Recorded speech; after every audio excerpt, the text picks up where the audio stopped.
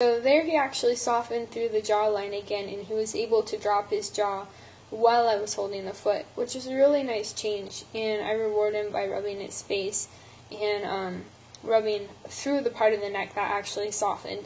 And I like doing that because you can be specific to them and like say, yes, you know, that the change in your neck was really nice.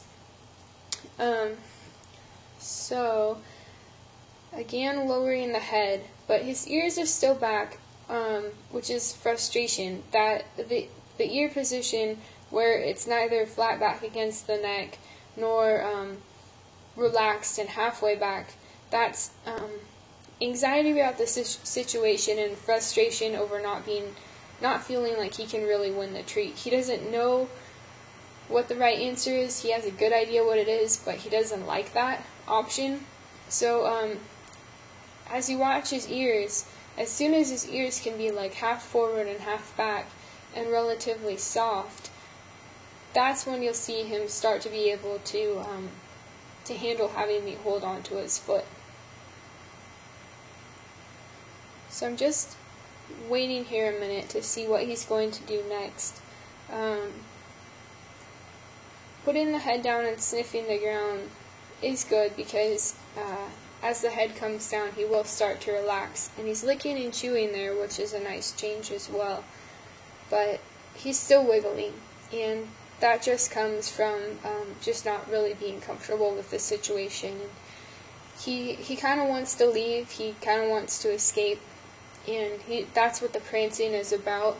He's saying, you're inhibiting my ability to escape, and I'm a prey animal, and I'm not really comfortable with this situation. Like, don't take my legs away, I need those to run.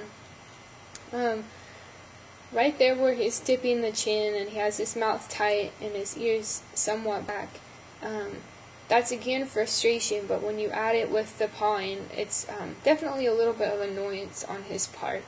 He's going, okay, we've been here a long time, are we going to change something soon?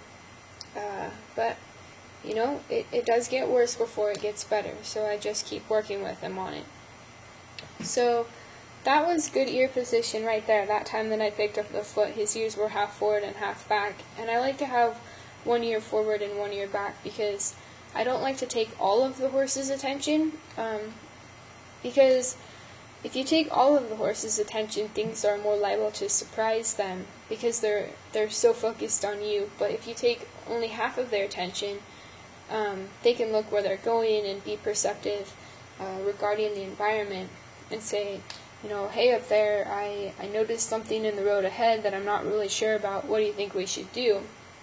And I think that's good in comparison to the two alternatives. And one with both ears being forward, they're not checking in with you. I mean, they're driving and you're in the passenger seat. But if there's one ear back on you and one ear forward, they're both checking in with the environment. They're both being watchful of the environment and communicating with you about the situation.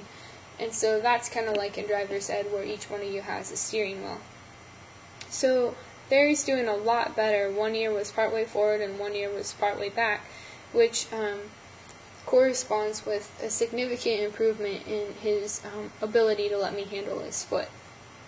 So we'll lead him forward again, and he's licking and chewing there, which is really nice because even though you are feeding the horses treats, sometimes they can fail to lick and chew after they've gotten the treat. They'll just kind of hold it in their mouth, chew it a tiny bit, but not really enjoy it or think.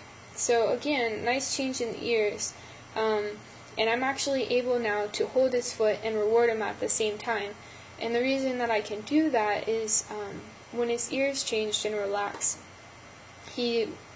so actually it was a rather long process. First he had to stop sticking his chin out so that he could reach the treat in my hand while I hold his foot. Then his ears had to soften, which corresponded to a change in the way he was thinking and feeling about the foot situation. And then lastly, he had to soften through the neck to enable him to bend around and take the treat. So he made a lot of really great progress, and you can definitely see that that it wasn't all about the foot. Like I was looking for changes in how he was holding his leg, but you could actually pay attention only to his face and know what progress was going on with foot handling.